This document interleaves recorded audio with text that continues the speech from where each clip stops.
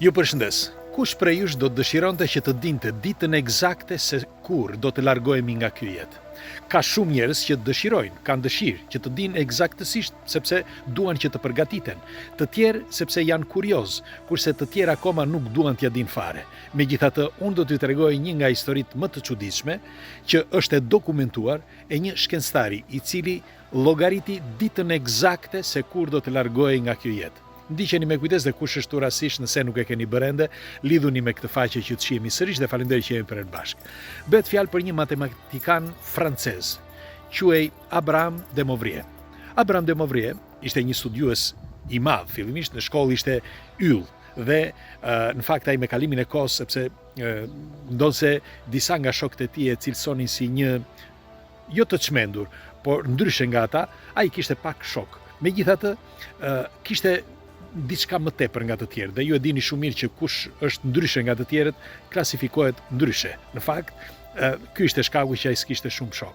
Por ai me kalimin e kohës u bë studioi, mbaroi shkollën dhe kishte gjetur disa truke të matematikës dhe nuk i pëlqente shumë Franca. Në fakt ai u spostua pastaj shkoi në Angli. Mirë po aty gjeti dhe kontaktoi disa shkencëtar dhe matematikan që bën historinë pastaj më vonë. Në fakt ata e cilësonin si ndryshe, edhe ata. Pas disa kohësh vuri re diçka, sepse si e zbuloi ai që do të vdiste në një ditë të caktuar. E shkruajti 11 vjet përpara se të vdiste. Shkruajti ditën eksakte se kur do të vdiste. Në fakt disa mendojnë që ai e përgatiti ditën eksakte se kur do të vdiste. Por askujt nuk do t'ja priste mendje që ai do të gjente ditën eksakte. Në fakt, pas disa kohësh, ai vuri re diçka, sepse ideja e tij kush ishte? Nuk ishte se donte që të zbulonte diçka të madhe se kur do t'ishte dita eksakte e vdekjes. Jo, por ajo që ai kërkonte ishte fakti që në qoftë se do të llogaritej, pra dita me fjalë që të kalonte në histori. Ti ishte një matematikan që të kalonte në histori. Me pak fjalë, ai donte, përveç kuriozitetit, donte dhe të mbetej në histori si një njeri që zbërtheu kodin universal ose kodin e krijimit, sepse kështu e quante. Në fakt, matematikanët e atëhershëm filluan që ta qeshnin dhe e kishin vënë re që ai shpeshherë edhe nuk shkonte më, sepse bëri pjesë në disa grupe të këtyre matematikanëve dhe u shkëput dal nga dal. Dhe çfarë pa ai që bëri këtë llogaritje? Ai vuri re, me kalimin e kohës, filloi që të flinte më shumë.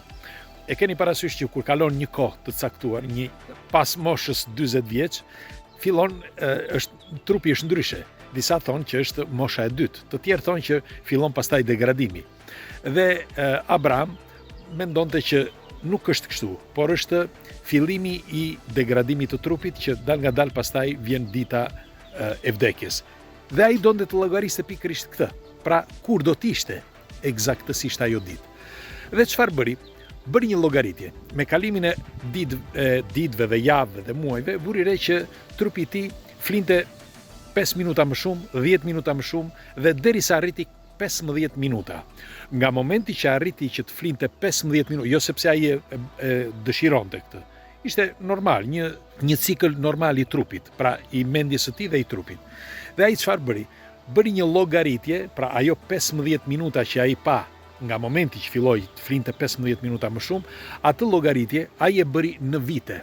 Dhe sipas tij, llogaritjet që bëri, me fjalë shuma e minutave që me kalimin e kohës do të shtohej, sepse sa më shumë plakesh dhe aq më shumë ti ke probleme, në fund fare do të arrinte 24 orë. Pra, do arrinte 20 orë, pastaj 24 orë.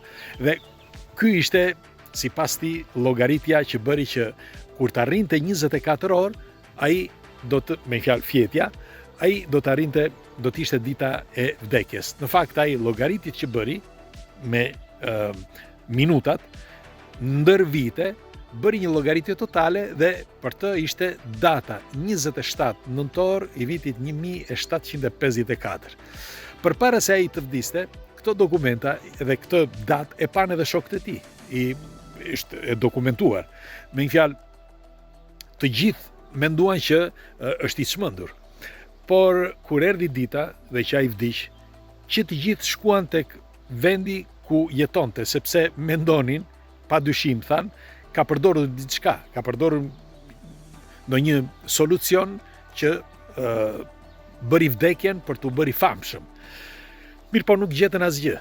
Në fakt, sipas analizave që bën, nuk ishin analiza si sot që të shikonin ADN-n ashtu siç duhet, sepse në vitin 1700 ca nuk ishte laborator si sot, por me aq sa vërtetuan, tregojnë që vdekja e tij ishte në mënyrë natyrale. Dhe unë doja t'ju pyesja juve, mundet që një njeri të llogarisi ditën e vdekjes sipas jush? Unë besoj që jo. Mendimi im është ky, që ai u lodh për të llogaritur vdekjen, sepse një matematikan normal që e mendon çdo gjë në mënyrë matematikore, do t'ju them, sepse gjithë universi mendohet që është, jo mendohet, por është matematik, dhe çdo gjë është e llogaritur në matematik. Kjo është e vërtet, dhe nuk e luan topi. Por të llogaritësh ditën e vdekjes të një njeriu, unë mendoj që është e pamundur, dhe do t'ju them se përse. Sepse varet nga shumë faktor, nuk janë vetëm faktor fizik, por janë edhe faktorët natyral, janë edhe faktorët e shoqërisë ku gjendemi, janë faktorë të tjerë që përcaktojnë ditën e një njeriu. Për shembull, do t'ju them, ka patur raste që njerëz të shëndetshëm, fiskultur, gjimnastik çdo ditë, duke ngrënë në mënyrë, si mund të quhet, shumë strikt, me fjalë jo vegetale, por me një dietë të përcaktuar, pra edhe duke bërë analiza, i kam njohur personalisht, po ju them, nëse mbani mend, një shoku ynë 41 vjeç paracakosh humbi jetën me fjalë në një infarkt, dhe ishte më i rregullti në ushqime, më i rregullti në të gjitha ato që mund të quhen skajet e jetës. Për shembull, dilte shëtitje, bënte gjimnastik, dilte me familje, nuk hante yndyrna, hante gjëra, me fjalë sepse vinte nga një familje, le të themi, jo aristokrate, po familje e mirë ekonomikisht, dhe kishte disa rregulla. Madje edhe rregullat për shembull ishin të flinte në orare të caktuara. E megjithatë, 40, me fjalë 41 vjeç, 41 vjeç është merr ta mendosh që humbi jetën me fjalë në një infarkt, që kishte bërë edhe analiza. Pra çfarë e shkakton vdekjen e një njeriu me fjalë që është i rregullt me jetën e tij? Çfarë? Dhe nga këtu duhet kuptuar që varet nga shumë faktor pra vdekja e njeriu. Kështu që unë nuk besoj që ky llogariti vdekjen në mënyrë matematikore. Ndoshta atë ditë, ndoshta ishte edhe rastësi, ose ndoshta dikush ka disa që thonë që e bëri qëllimisht. Me fjalë ai ka marrë diçka që bëri vdekjen, me fjalë që shkaktoi vdekjen e tij aty, sepse kishte ardhur momenti i tij. Në fakt ai nuk bëi me asnjë njeri, ishte shumë i vetmuar etj.